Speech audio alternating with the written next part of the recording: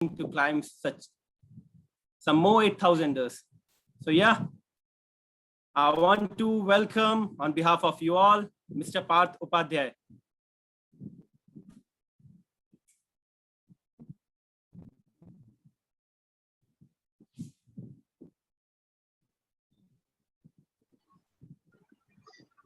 Hello and namaste, everybody. Hi Parth, how are so you? Good, brother. How are you?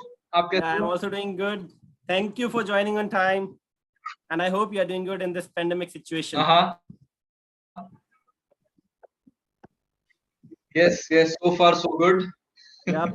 So, all right. Without any further ado, ladies and gentlemen, welcome to the online event that Mr. Parth honored with us. That is a journey from Mumbai to Mount Everest. So, I am getting goosebumps after saying this, Mumbai to Mount Everest.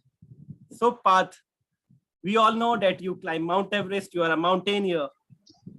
But before you thought of taking mountaineering as a profession, how was your childhood? And how did it come into your mind to summit Mount Everest?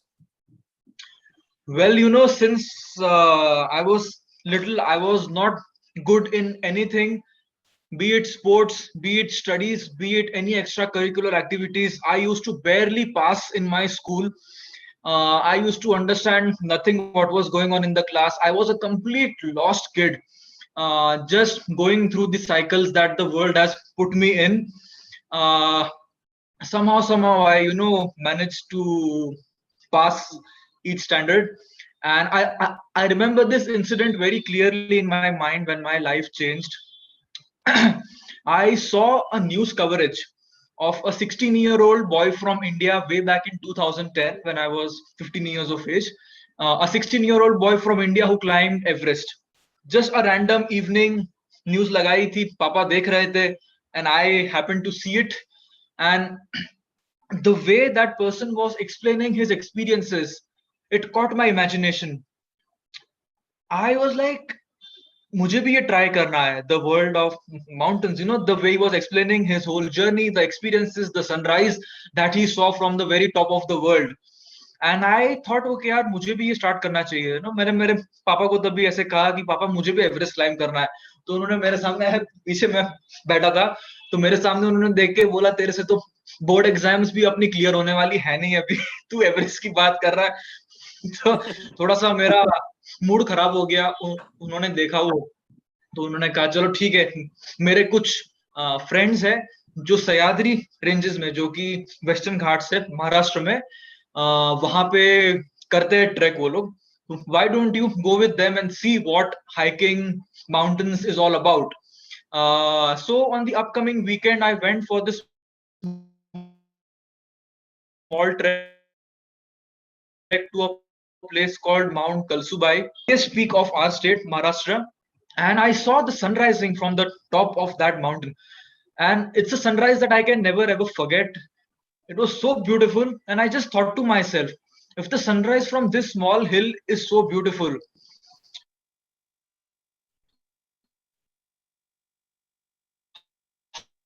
how would the sunrise look from the promised myself that no matter what happens, I want to see the sunrise from the highest peak in the world. And I think that's when the dream of climbing Everest was sown into me at the age of 15. And that trek, for the first time in my life, I felt like I've come home in the literal sense, because in the 15 years of my life, even at my home, I was scared, uncomfortable, because marks अच्छे नहीं आते थे and classes के बाद classes and कुछ ना कुछ चलते रहता था. But for the first time in my life, I was in a place where I didn't have to pretend to be anybody else, and I was just very comfortable. And पहली बार ऐसा लगा कि मैं घर पे आया हूँ. तो I thought कि okay, let's get, I would like more of this experiences in my life. So I think that's when my life completely changed. Amazing. From Kalsubai Peak to Maharashtra, Mount Everest. It's an amazing journey. So Parth, we have to be physically fit, or we have to keep mind physically fit or mentally fit, you can say. But apart from this thing, we also have to manage the funds. and I got to know about the incidents, like you have paid the fees of the permit, or one of your friend have paid the fees of permit, and at that moment you don't have 80% of the funds. So, Yeah. in that type of situation, how one can keep themselves calm, and at the same time, they have to be in the best shape of their life for climbing such So, height. so this is a very very loaded question. Question पूछना ये आसान था, but इसका answer थोड़ा सा लंबा होगा. तो इसमें पहले हम बात करते हैं कि how did I keep my self physically fit for the Everest expedition. So after this first trek, I started going on these weekend treks in the Sahyadris, जहाँ पे I met a few experts of our field. And उनको ये मेरे सपने के बारे में मैंने बताया उनको कि मुझे एवरेस्ट क्लाइम करना है. So then all of them said this one thing which was very common, that you need to do the basic mountaineering course if you seriously want to climb mountains. So because of my engineering and everything, I could not do the course, because you know how our academic system is like. Exam ke baad exam, kuch na kuch always used to be there. So I signed myself up for the basic course after my engineering was done. And in that course, in the basic mountaineering course in NIM, I learned the basic skills required on rocks, on ice, on snow, in glaciers, what to do when you need to rescue somebody, or how to read the weather and whatnot. So after I came back from the course, I knew exactly what kind of experiences I needed to have in terms of mountaineering if I want to climb Everest, how physically fit I have to be to climb Everest, and how much money I need to climb Everest. So immediately after my basic course, I went about climbing 5,000, 6,000, 7,000 meter mountains in the Indian Himalayas. I shifted to Ladakh, and I used to climb peak after peak, peak after peak, peak after peak, all by myself. And I gained a lot of experiences, which are needed, because it is one thing to do the course, it is one thing to learn ABCD, but it is another thing to learn to how to apply those ABCD and form words and sentences out of it. So these expeditions, they gave me a lot of experiences. And after 2 years of non-stop climbing, and iske beech mein I also completed my advanced course. After 2 years of non-stop, peak after peak, I got back to my home in Mumbai, in this very room where I am right now. And I thought to myself, okay, it's been 7 years now, since 2010, that I've been obsessing about Everest. 7 years. And I could not focus on anything else. Yes. So exactly. So I thought, okay, now let's give myself a realistic date, a target, and let's start working towards it now. So I thought to work on my fitness and to raise money, it would take me at least 2 years of my life, because it's not an easy thing. To go to the top of the world, you need to build a top of the world mind and a top of the world body. If anything less than that, you should not even think about going to Everest. So when I set my eyes on 2019, I knew this one thing, that the best kind of training for mountaineering is to actually be in the mountains. No matter how much ever you run in the cities, or how much cycling you do, or how much weight you lift, you can be a very strong power lifter, but that's not the kind of fitness you need for mountains. For mountains, you need to be in mountains for your training. For example, if you want to be a cyclist, you need to spend more time on the cycle. If you want to be a swimmer, you need to spend more time in the water. Similarly, if you want to climb mountains, spend more time in the mountains. It was as simple as that. So keeping this in mind, I shifted my home to the Sahyadri mountains in a village called Bhivpuri. It's near the town of Karjat. And I isolated myself from the world completely, spent each and every second of my life investing in building myself physically, mentally, emotionally, and spiritually. Because all these 4 dimensions are very important, and a human being exists in these 4 dimensions. So I'll take you guys through how a day in my life used to be like. This will give you a little bit of an idea about how my training structure looked like. So I used to wake up at around 4 in the morning, approximately between 3:30 and 4 in the morning on every day. And the thing is, it's so funny because I was never somebody who woke up before 8. मुझे लात मार के उठाना पड़ता था. Mummy तो अभी है यहाँ पे, अगर उनसे पूछोगे तो waking me up was like the biggest task. But here I was waking up without an alarm. I used to set an alarm, but I used to wake up, 2-3 minutes prior to that, and I used to be so excited that I get another day to invest myself in something I love. And this is the power of doing something you love. It does not feel like work. It does not feel like burden to you. So I used to wake up every day, and my day used to start with some pranayam and some breathing exercises. To strengthen my lungs, of course. And then I used to spend the next 1 hour doing some form of meditation, because it is more important to be mentally fit than physically. Because, in the world that we live in today, we all know how to be physically fit. Eat right, be active. We know it all, it's all out there. Agree. But I don't remember anybody in my school or college or in my family ever spoke about how to be fit mentally. We don't know that. And when you are climbing a mountain like Everest, no matter how strong of an athlete you are, at some point, phategi. मतलब हालत खराब होती है हर किसी की वहां पे. That's when your mind, that's when your mind needs to take over, and that's when your awareness, your focus, your concentration will come into power, and it will pull you through. So what does being mentally fit mean? That's the question which people ask me, and this one question that people always ask me is how to control your mind, which is a very, very wrong approach towards mental fitness. Now I'll use an example which will make this clear. If you want to learn to drive a car, you don't go to the driving school and say, I want to control the car. If you say this, the instructor will say, no, you need to learn the basics of the car, how the gear works, how the steering works, how the clutch works. Similarly, you don't think about controlling the car. You think about you don't think about controlling your mind. You think about how you can understand your mind. And once you understand the mind, control will automatically come. And so in the morning, I used to sit with my eyes closed, just observing what is going on in my mind. And this is the key. This observation of your mind, your emotions as a third person is the key to becoming mentally fit. It sounds very simple, but it is as simple as this. You just have to observe your mind as a third person. See what is coming in your mind. See what kind of thoughts are coming and how the two thoughts are linked.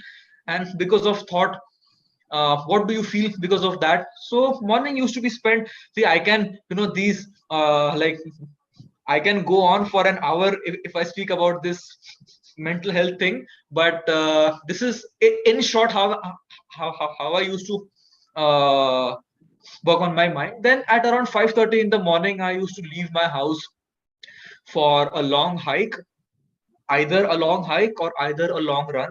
So morning used to be spent working on my stamina, because mountaineering में सबसे ज्यादा दो important जो muscles है, they are your legs and lung muscles, legs and lungs. So this morning used to be spent working on these two.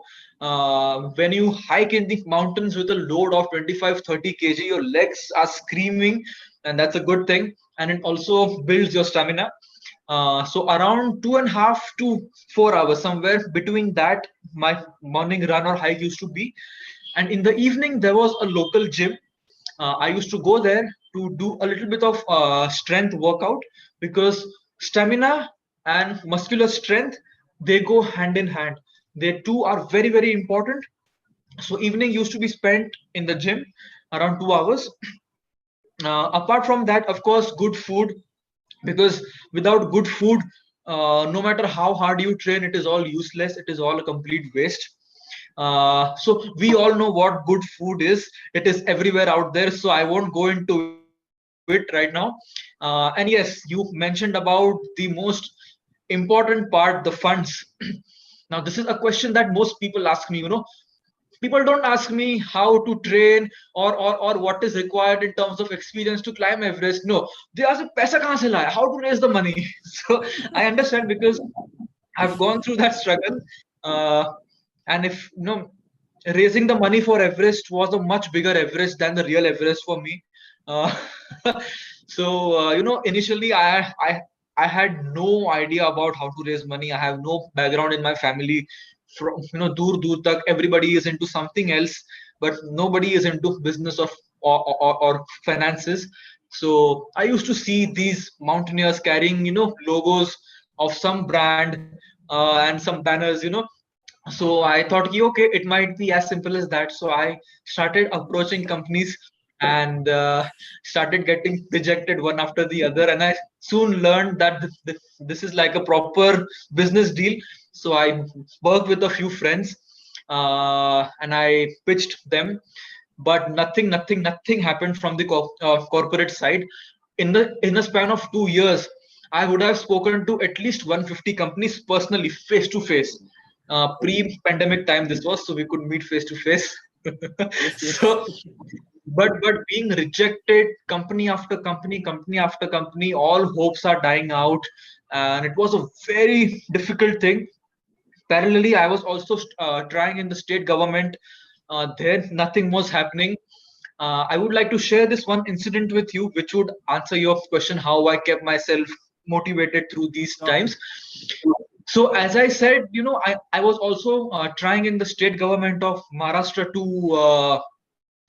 uh, get the sponsorship. Work for- So I was staying, as I said, around 2.5 hours away from the main city of Mumbai. So every day after my morning training, I used to come home, make my food, clean my house, and then I used to leave for these meetings. So Mantralay in Mumbai is in the extreme end from where I stay.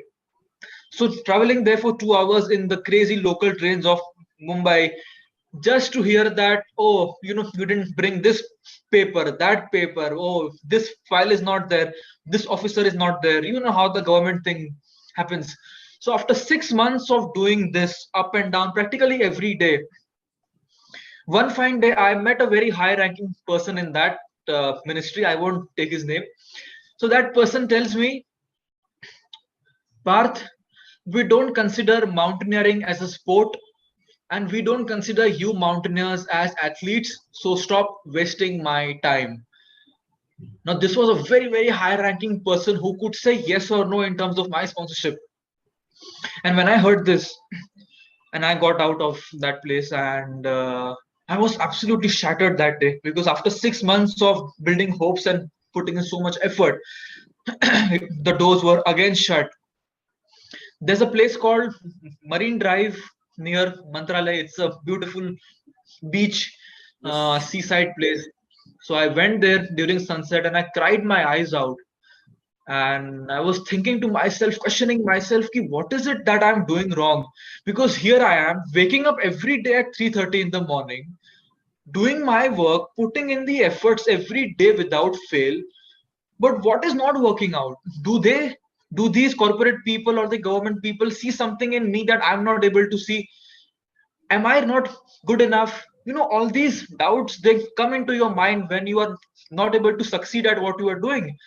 But this one thing which kept me going, this one mool mantra, I would say, isko बांध के रखा था मैंने मेरे दिमाग में कि the outcome of whatever you are doing can never be 100% in your control, because there are too many factors, too many people involved.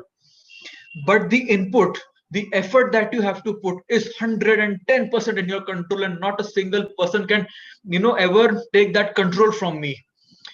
And this is one control I have, to put in the bloody effort, to put in the hours, next day again come to the city to be rejected once again. I don't care, but I'll do it. It's okay. So this is one thing that really kept me going. And I used to love putting in the effort in a way. And when you do something that you love, even the process becomes like the end goal for you. So eventually through crowdfunding, I was able to raise around 50% of the amount. Uh, Through my saving and my father's saving, I was able to add another 30% of the amount. And then in the last minute, 20% of the amount, I had to take a loan, uh, which I'm still repaying, unfortunately. Even after climbing Everest, mountaineering in India is not that great, but yeah, we are working on it. So But yeah, finally, this is how I did it. after such hard works, you have got to that height that no one can Yes. after paying a huge amount also, because it Yeah. wants dedication, motivation, and at the same time, as you mentioned, your brain, how your brain is working. So Parth, Yeah. directly coming to the north ridge of Everest, Yeah. the rocky Yeah. terrains, when we talk about the north ridge, they are the rocky terrains. And if something happened over there to a mountaineer, we can't rescue that mountaineer because Yes. of the certain, circumstances. So as That's a right. mountaineer, when you were climbing the Everest, so tell me how you felt when you saw your first dead body, and what happened after that, and how you keep yourself calm at such a height. Because seeing a dead body at such a height is like,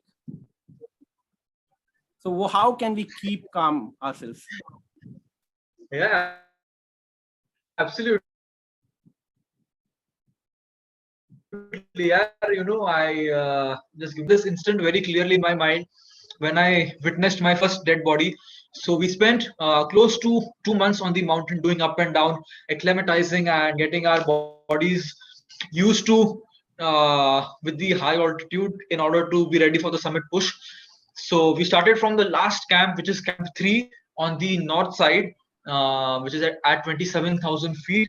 I started my assault towards the summit, and up till this point, it was the speed that I was walking on was very slow. It was like 3 steps, and I had to stop and take 5 to 10 breaths because up there the altitude in that altitude the air is so thin, the oxygen saturation is so low that you cannot walk for more than 3 to 5 steps. It is that crazy up there. So I started at 8 in the night, and I don't know what happened to me that night. I was walking incredibly fast. Around 50 to 60 steps I was able to take without having to stop. This sudden burst of energy that I had been saving since 9 years had suddenly burst out, and I was racing ahead of everybody. I overtook everybody, even my Sherpa. All the Sherpas, like Sherpa people, are the local mountain guys, who are incredibly strong people. Even they were not able to catch up with me that night, but I kept on going.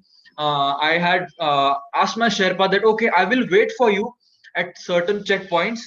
We'll meet, we'll see how it's going, and then we'll go ahead. So I was going ahead, going ahead, going ahead. So there was this one place called Step 1. So Step 1, Step 2, Step 3 are three After the huge ice, snow, and icebergs. rock walls there. Yes, yes. So the Step 1 was the place where we had decided to meet my Sherpa. So I climbed Step 1. I was sitting up there enjoying the night sky. My Sherpa came up to me in around 10 minutes, I think. Uh, and when he came up to me, he was breathless and he was out of breath. And then he suddenly looked at me and he abused me in Nepali language. I was like, what? He's like, andha hai kya tu? Kahan baitha hai? Where are you sitting? Can't you see? He's like, look behind you. Now, when someone tells you to look behind you for that one instant, you your heartbeat stops, kind of a thing. You skip your heartbeat. And I looked behind, and I was sitting with a with my back rested on a dead body, with a human Oh dead my body. God. Now, now, people die on Everest. Okay, uh, close to 600 people have so far died while climbing Everest, and most of the bodies have not been able to be, to be brought down, because most people die above 8,000 meters in death zone, and it is extremely possible, like no, not impossible, but it is extremely difficult to get it, and it takes a lot of resources, and you have to risk a lot of lives in order to bring a dead body down. So most of them are up there. I had heard that you encounter these bodies on your way, but it is one thing to listen to it like in a speech like this, but it is completely something else to be there, see a bloody dead body just lying there in front of you. Where do you come across a sight like this, a dead body? Unless and until you are in a war zone, you don't see something like this. But when I saw that body, I got up and I got so scared in a sort, like in an instant. And I was like, Om Namah Shivaya, Om Namah Shivaya, Om Namah Shivaya. And I my Sherpa asked me that, what happened to you? Why did, like, how could you not see this? I don't know, man. I was exhausted. I was tired. It was dark. I just sat down and I didn't see what was behind me. And in that night, I saw around 16 dead bodies throughout the night. It was If I'm crazy. not But wrong, the here a body very, on which very, you were a very, very, sitting, if I'm not wrong, the body on yeah. which you were sitting was of a Sherpa Yes, it was of a who was Sherpa. like, Absolutely, you are right. Yes, he had died last year, means in 2018, unfortunately. But when I was looking at that person, that Sherpa, I did not know back then that he was a Sherpa. I did not know whether he's a man or a lady. Was looking at that person and I could see myself in him. Not in the sense that, oh, I'm going to die, but in that sense that this person was also maybe just as passionate as I am right now, just as strong as I am right now. He also must have had family waiting for him or her back home, like my family is waiting for me back home. He did maybe some little mistake, but see what happened. And I promised myself, Parth, not even one wrong step. And with this decision that I took, I had a very, very crazy spiritual experience up there, which I'm not sure how many of you will be able to relate to this. Uh, for example, if we are speaking to somebody and you are moving your hands, it is happening subconsciously. You are moving your neck, it is happening subconsciously. The way you are sitting right now, you don't know where your hand is, where your leg is, how exactly your legs are. But now, if you focus, you'll see, oh, it is like this. So most of our lives happens unconsciously, and this is where the problem happens, be it on the level of your thought, be it on the level of emotions. If you do something unconsciously, the results that you don't want will happen. But when I decided to be absolutely aware about each and every step of mine, even if I want to blink my eye, that was happening consciously. The breath going in, that was happening consciously. If I wanted to move my finger even this much, even that was happening consciously. And before even putting my next step on the rock or snow, I could feel how that next step would feel like on my legs with that boot, with that crampon. I could feel it, literally feel it. It was like I was a part of that mountain. My awareness had grown so much that the air, the mountain, the rock, the snow, everything was a part of me, part of my awareness right now. And that whole experience was phenomenal, and had some very amazing insights, realizations about what life is, what death is. And with this awareness, I went ahead towards the top. Yes. yeah, by keeping yourself calm and physically fit, you can climb the heights. So there was a question from Yeah. Gautam Vasisht.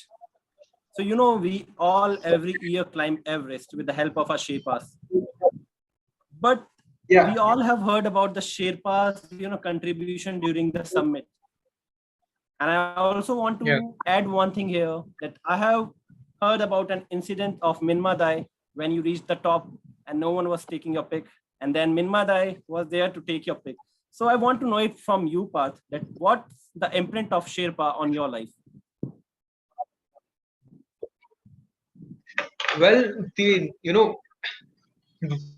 without the support of the Sherpa community, the Sherpa climbers, 99% people attempting to climb any 8,000-meter mountain cannot climb to the top, cannot even reach the first camp, I would say. No one is that capable. So what do these Sherpas do? Let's look at that. Uh, the most important thing that they do is they fix the ropes up till the very top. Before you go, they go up till the very top, camp 1, camp 2, camp 3, camp 4, or wherever the dangerous sections are. Fix the ropes so that when you reach there, you can attach yourself to the rope and climb. Now when you the so this is like the most important thing that they do. They also help us set up the base camp. They go there around 15 days prior to us to set up the base camp on the glacier, which is a very very difficult thing to do. They carry the central load like the food, the equipments, the tents and everything to the higher camps for us. And they are like your climbing partner up there. And without the support of Sherpa, I don't think I'll speak for myself. I don't think I would have been able to climb Everest. So a huge gratitude always towards them. And there's so much to learn from them. First of all is how calm they can be. I've seen some really horrible situations up there on the mountains when things go wrong in terms of weather, in terms of somebody's health. If you have to rescue somebody or if somebody's dying in front of you, your mind goes here and there when something goes wrong. But these Sherpa people, they remain so calm, so focused. And only if you can remain calm and focused, you can you know uh, deal with that Climb such situation. heights, So this is one of the biggest things I've learned. Yeah, exactly, at that altitude when things can go very wrong. So And they are now, amazing Parth, people, and also they have they also have a very nice sense of humor, which is something you have to experience when you are there. they are always energetic. I have met some of the Sherpas, and they are always cheering. Like, yes, you can, you have Yeah, to. yeah, So, Parth, of moving on to the course. next question, I will take your one quote from the recent climb that you have done, the Annapurna one. You have mentioned one thing, that failure can teach you much more than success never can. So, Parth, how Oh does yes. mountaineering help you to be a better person in as an individual? And I want to add one more question in this. What's your opinion, Parth, that is only climbing a peak is a success for mountaineering or mountaineers? Well, as they say, mountaineering trips should be a round trip. Uh, if you reach the summit and you die, it's a failed expedition. And and if you don't reach the summit and if you make it back alive, that's a bloody successful expedition. You have to be proud of that you made it back alive. So that is a success. And if you climb and don't make it back, it's not called success, and it's not worth dying for any mountain. And how has mountains made me better? Well, you know I was just thinking about this yesterday while I was watching some videos from Annapurna. And one of the videos that I saw between Camp 2 and Camp 3, which was like, oh, probably the most difficult piece of climbing that I've ever done in my life. It was around 12 hours of non-stop steep climbing on ice, snow, and rock, extremely steep. Avalanches happening around you. We were almost hit by two avalanches that day. It was a lucky save. When we are climbing, and for me personally, this is one of the most beautiful things that happens when you are climbing. uh, Out here in the city, you might be a very big man. You might be, for example, rich or maybe powerful in terms of some rank that you hold, or you might have a lot of followers, or you might have your own ego, your own ideas about yourself, and whatever, opinions and so much blah blah.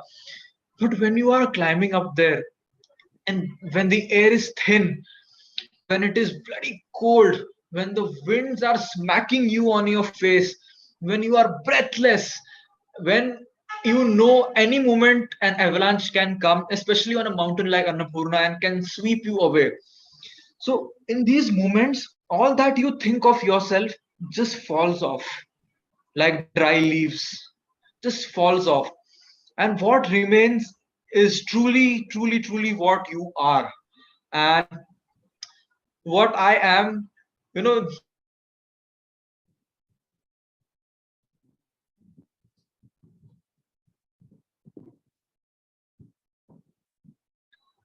can you hear me?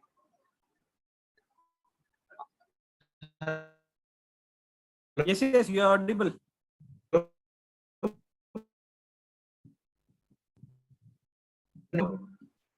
Parth, are you there? Can you hear me? Yeah, you are audible. I can't hear you, Abhishek. You are audible, Parth. Am I audible? Okay, sorry. Beach mein I got a call and the internet got disconnected. Yeah. So when you are climbing up there, all that you ever think of yourself falls off, and what you truly are, that remains. And you see yourself in the most clearest way, in the most vulnerable way, in the most naked way. And I think once you've seen that, the true version of yourself, life can never be the same again. And life gets easy after that. All that ego and hatred and jealousy that we hold in our minds, it all falls away. That all those things are just weighing you down, all those things are just nonsense, and your life becomes very sorted. You become very balanced from within yourself. That's what mountains do to me, at least. They show me my place in this existence. They show me what I truly am. And I'm not saying I'm, you know yeah, I can go on about this. Totally agree with you, Parth. Go on. After reaching such a height, we have to keep ourselves, calm, you can say. So now, Parth, we will take some questions from the audience. They have mentioned Yes. some of the questions in the chat. So we'll discuss some of the Yes. questions from them. So, Yeah. I'm loving this question. So there's a question that youngest climber has been recorded down to the age of 13 years. Has the time come Yeah. when juniors can be encouraged and promoted full-fledgedly?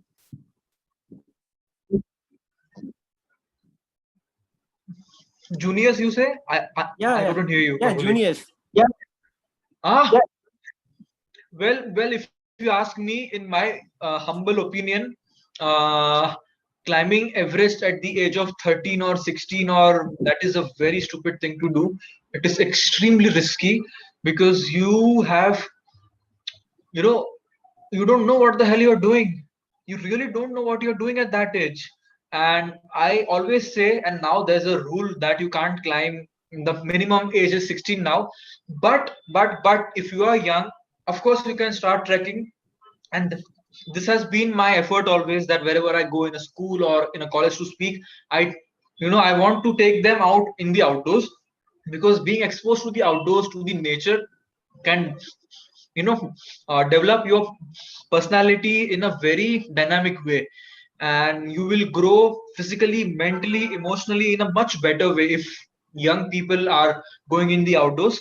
So Everest, maybe I wouldn't say at the age of 13 or 16 is a wise thing, but yes, go to the outdoors as much as you can. It will do wonders to you. You will be a completely transformed person, definitely. So, Parth, next question is from Moksh. He is asking that, is it possible to climb Everest from the south side and descend from the north side?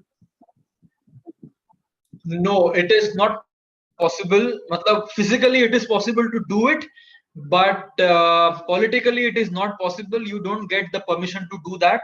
Until a decade ago, this was possible. But now, because of the new rules, it is not possible. There was an instant, I think 6-7 years ago, I think in 2011 or 12 or 13, either of those 3 years, somebody climbed Everest from the north, illegally got down from the south, and when he exited the Khumbu icefall to reach the base camp, there were cops waiting for him. He was immediately handcuffed. What a welcome after summiting Everest, huh? So I hope Moksh, Parth have answered your question. So there's a question from Radhika. She's asking, did you do base camp before this, before climbing the Everest? And if yes, what is the minimum thing like stuffs or the weight that you can carry in your backpack? And how many nights did you have to walk to reach the So, peak? oh, three questions. Have I done Everest Base Camp? I haven't done Everest Base Camp abhi tak, because I climbed Everest from north side. So the Everest Base Camp on the south side, I haven't been there until date. but I went on the north side base camp through that route. But yes, second, how much weight do you carry while you climb? So when you leave the base camp, uh, in the initial days, the weight is quite heavy because you have to shift your load to the higher camps. You can say somewhere between 15 to 20 kg up till camp 2 or up till camp 2 on Everest, and after that you leave a certain things behind on the camp and you go up, so it gets lighter. On the summit push, it is very light. You just carry your oxygen bottles, your water with you, and some food with you. That's about it.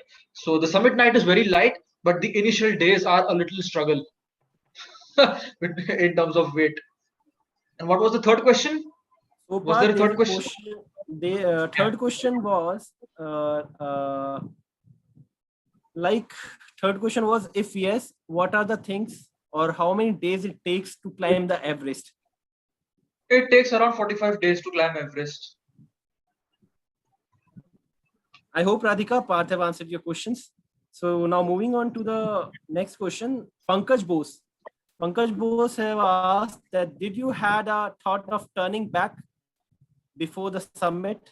If yes, then how did you manipulated your mind to move ahead and summited Mount Everest?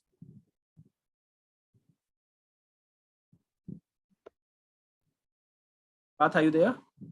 Is my internet gone or is your gone? Pankaj Bose have asked that, did you had a thought of turning back before the summit? If yes, then how did you manipulated your mind to move ahead and summited the Everest? Well, on the summit night, there was not a single instant where I felt like turning around. As I said, I was feeling absolutely wonderful, very energetic, very fast. But there was an instant on the summit push, not from the last camp to the summit, but between advanced base camp and camp one. So advanced base camp is at 6,500 meters and camp one is at 7,100 meters. So between that is a huge 1,000 feet high ice wall called the North Cole Wall. It's made up of full blue ice. Blue ice is like a slippery hard ice on which you have to climb. So I had gone there up once before to acclimatize, and I spent one night at camp one to acclimatize. Before that, it I had made it up in a reasonably good time, 3.5 4 hours I had made it. But during this summit push, I don't know what was wrong with me. My health, my energy levels were very low. And everybody has a bad day in the mountains. Everybody has a bad day, and it is good that you have a bad day when you are lower down on the mountain. But that day I was really, really struggling, and with each step, my each and every cell in my body was aching and screaming that go down. But I made it somehow to camp one. The distance which last in the last rotation took me around 4 hours. This time took me close to 7.5 hours. I was the last person to reach, and when I reached camp one, I was feeling like shit. हालत खराब हो गई थी मेरी. So I spoke to Kuntal, my climbing partner, and my Sherpa, that if I don't feel good tomorrow morning, I'm not going up. I'm going down. And mind it, I was just 2 days away from the summit now. 2 days away from a dream which was 9 years long. जिसके लिए I sacrificed everything, took loans and everything. Now, for most people, what happens is when you are so close to your goal, they become blind and they start thinking things like, oh, I've taken loan. How will I be able to repay if I'm not able to climb the mountain? And so many people are following me, and what will they think? People do think these things, and I've seen on Everest Agree with when you. I was there.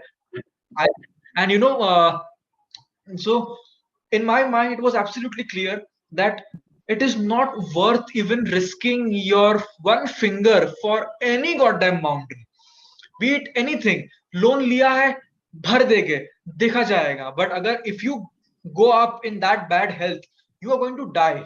You will simply perish. So I had this very clear in my mind that safety over success, or rather safety is success, and this has always been in my mind. Luckily next day I was feeling very good.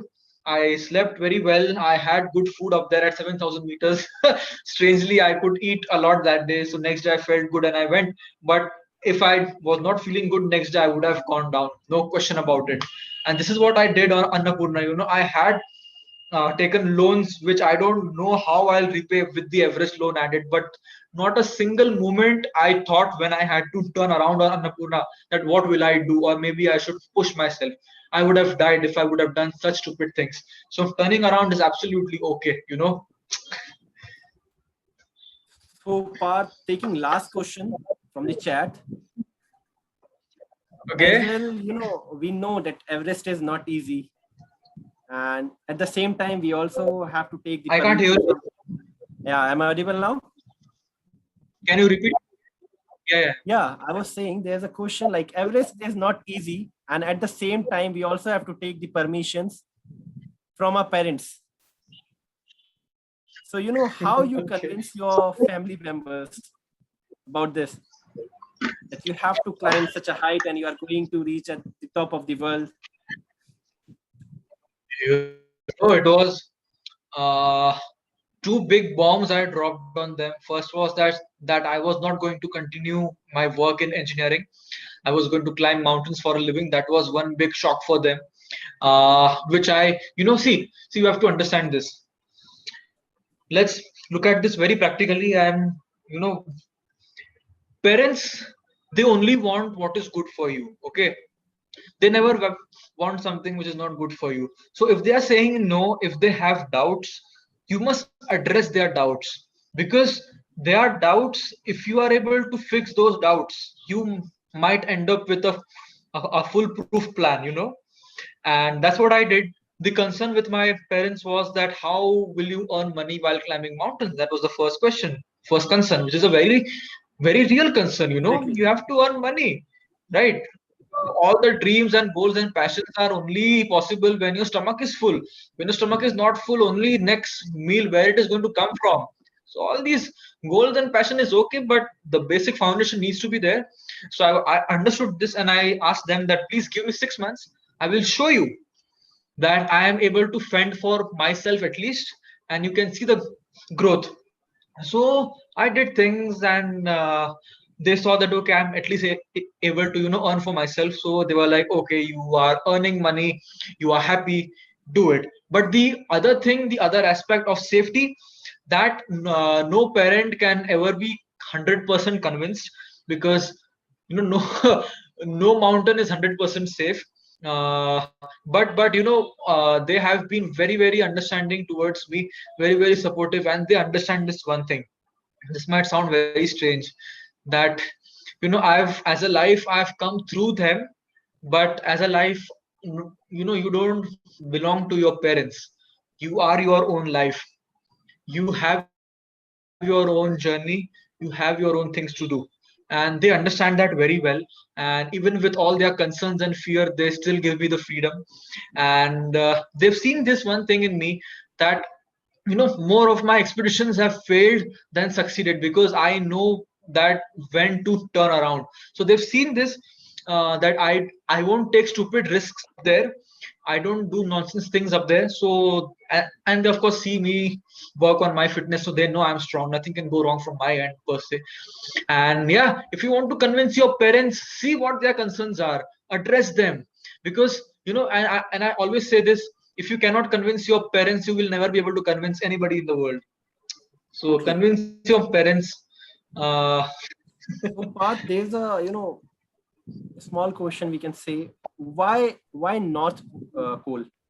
195% of the expeditions, or mountaineers are using or going through the south side. Why you choose the North Pole? Yeah, why I climbed from North Pole is simply because I wanted to avoid the traffic jam that happens on the south side. We all remember that picture in 2019 clicked by Nims Dai of the traffic jam on the Hillary Step and the South Summit. For people who don't know what that means, I'll just give you guys an idea.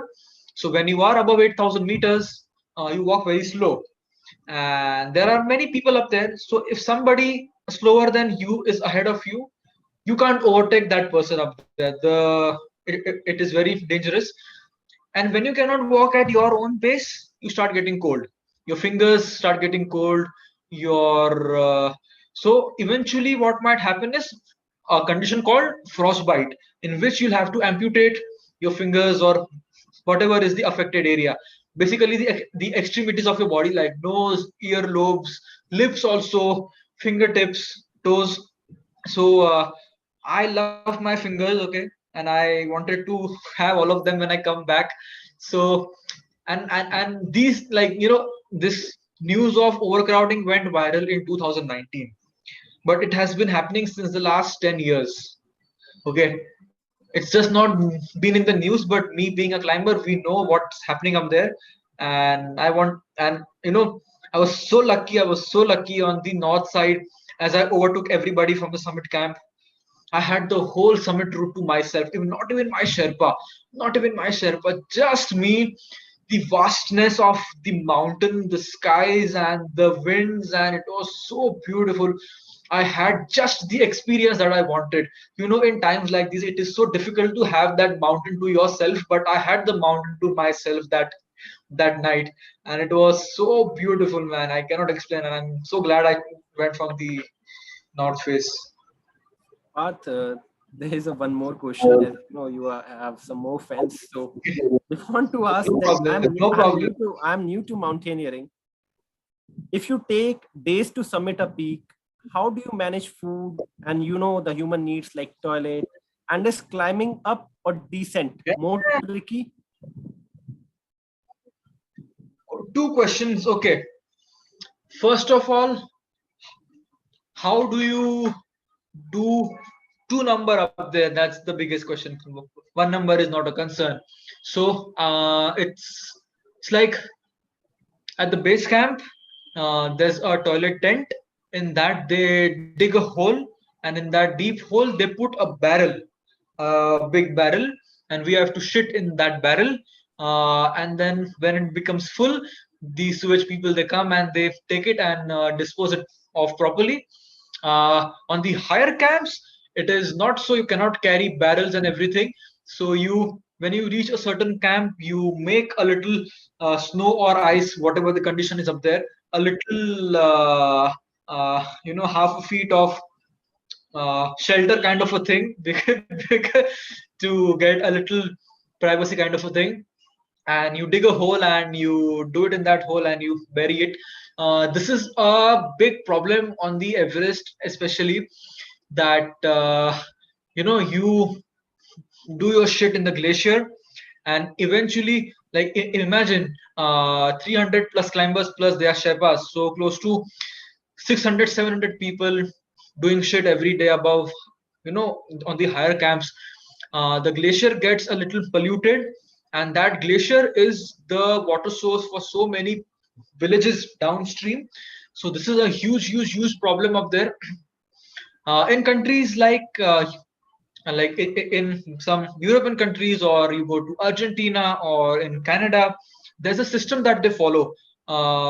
You take a specially made bag, a small plastic bag, in which there are a few chemicals and some powders or something like that. I haven't used it personally, so I don't know. And you poop into that, and then you bring that down with you. And what those chemicals and powders do is, it makes the poop hard, so it is easy to carry, and it dilutes the smell, so your other equipments are safe from that smell. So this is something that needs to be adapted in Nepal, in India, because I think if this is done, I believe 90% of the waste problem on Everest, which is there, can be in a way tackled.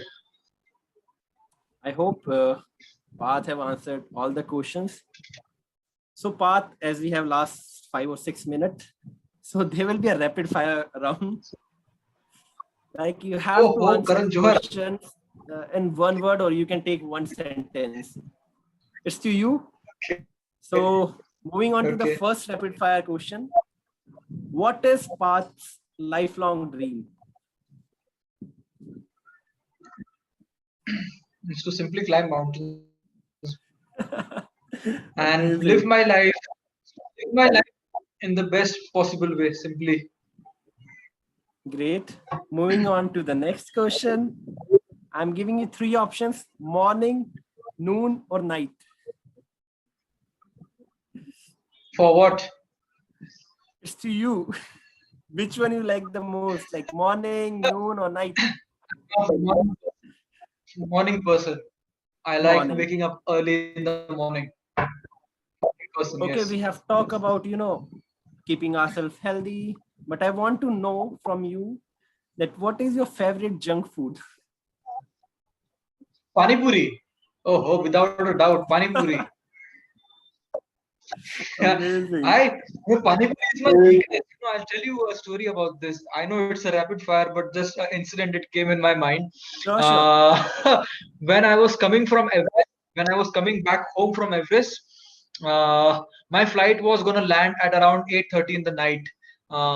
So from Nepal, I called my favorite Pani Puri guy and I told him, "You dare close your shop today? I'm coming after climbing Mount Everest, this and that, and you need to keep your shop open." And around 150 people have come to greet me on the airport with the har and all the band baja and news people. And in Yes. my mind, I'm like, okay, please, can we wrap this up? I want to go eat my pani puri now.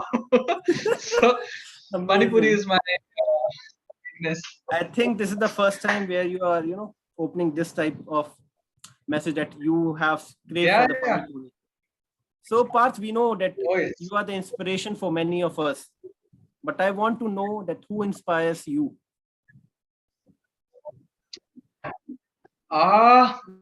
The one person who inspired me the most is Arjun Vajpayee.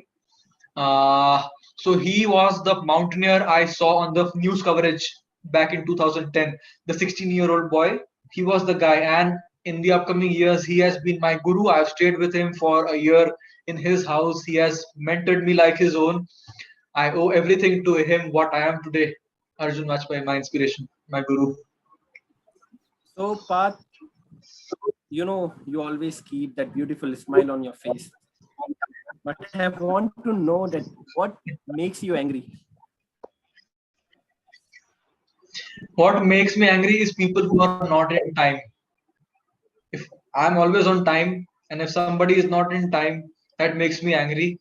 And if somebody hides something from me which is important, that makes me angry. Uh, yeah, some of these small things. Okay. And I get angry when I'm hungry. The Pani Puri wala thing. If I'm hungry, don't. So, Yeah, and if I'm hungry, don't mess with me. we'll take care of this for sure.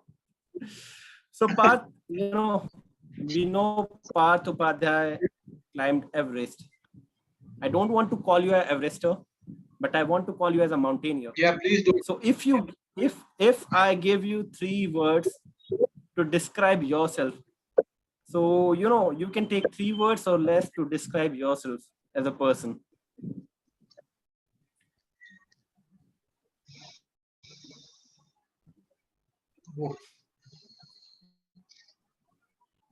I would say wild. Just the way nature intended me to be. No conditioning, no filters, wild, just the way nature intended me to be. Wild.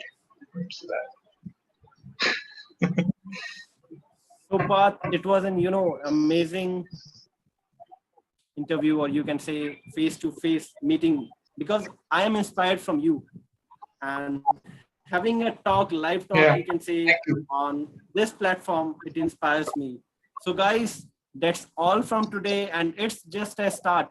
It's just a first, live interaction with Mr. Parth Upadhyay.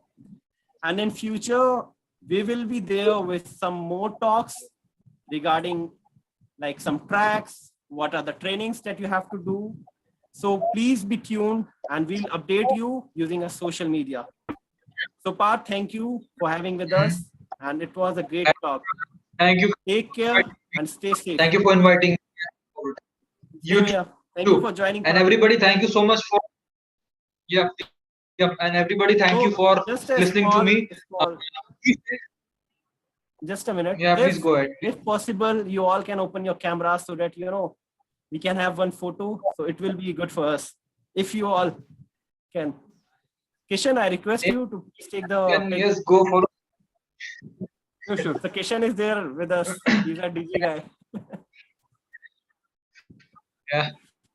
And please go on Instagram and you can follow my day-to-day journey.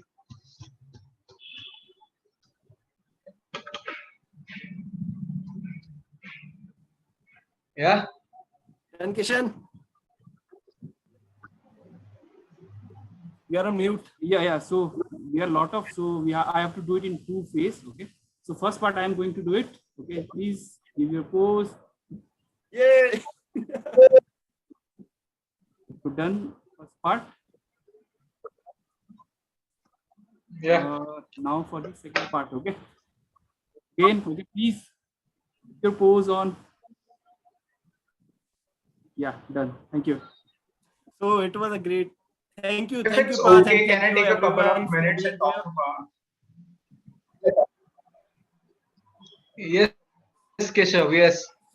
So you remember me? Hi, Parth. I would like to acknowledge the fact that this is the second time I've been watching Power of a Dream live. Otherwise, I've watched it over YouTube. I can't count that. And so I had this question that if we take a simple biology, we eat food, then metabolic reactions takes place, and then mitochondria uses the oxygen and gives you the energy. But if we take something like glucose, so the product from Glucon-D and some products like that, it gives us instant energy. So wouldn't that makes more sense to eat that type of products at the death zone? Those who don't know what death zone is, it's the region above 8,000 meters. And so that makes more sense that eating butter paneer on Everest Base Camp 3rd at 8,300 meter path. No, so I'll tell you this. So having something like some energy drink which would give you an instant boost is one solution, absolutely. But the higher that, the more it gives you energy, the faster you'll go down as well. So when you go down, everything, the whole system completely shuts down. So what I did was, in the 2 years of my training, I got my body used to using fat as a fuel instead of carbs that most people use. So for most people, it is like we eat something, get the energy, and in the next 4-5 hours we get hungry again, low on energy. But with me, I can go for days without eating something and still not feel hungry, because the body has enough reserves to get fuel to sustain yourself for days. So it is about getting your body used to using fat as a fuel and not carbs, not glucose. So I don't consume any sort of energy drinks ever, not Glucon-D, nothing on the mountain, just normal food that you eat, because my body knows how to use the fat which is already there, and it can sustain itself for a very long time. It was a very good question, Keshav. Thank you. Yeah, thank you. Anybody else, any question? I had one more. So since we have watched Power of a Dream, we know that your left eye was damaged. It was a bit damaged on your way of descent of Everest. So how is it now? Is it fully recovered or partially? So I was hit by snow blindness because my sunglasses got completely frozen from inside. These sunglasses got completely frozen from inside, and I could not see anything. So I had to keep the sunglasses up, and I suffered snow blindness, 100% snow blindness in my left eye. So snow blindness happens on the first layer of your eye, which is called cornea, which is part of your skin. So just like skin heals its wounds, that also heals itself in a week's time. So 100% normal now. Thank you for answering that. And one more thing I would like to add is I also opened up to my parents about my mountaineering dream. So they have been very supportful. They are like, yeah, you should go for it. The only thing that crossed their mind was that, is it financially stable, the mountains? And I didn't had a perfect answer. So is there something I can give it to them by you? Yes, you can do a lot of things. See, this is a very, very new sport in India right now, very new happening in India. Possibilities are endless. Keep your mind open. See what the people in this field are doing. Look at me, what I'm doing. You know what I'm doing. I lead treks, I speak in events, I get paid for it. So you can sustain yourself. There are multiple things you can do. And to get a detailed answer about this, go on my YouTube. I've made a video on career on mountaineering. I've listed down all the careers, how much you can earn, everything. You'll get a better answer from there. Okay, sure. Thank you. Most welcome. Okay. Okay, guys, thank you so much for joining in. I'll take your leave now. It was very good to have you, all of you. And please be safe in these challenging times. And thank you. God bless you all. Thank you so much. Jai Hind. Thank you, Parth. So thank you, everyone. So we will be soon back. Thank you. And hopefully we will see you there. So please, everyone, take care of yourself, your family members, and stay safe. Bye.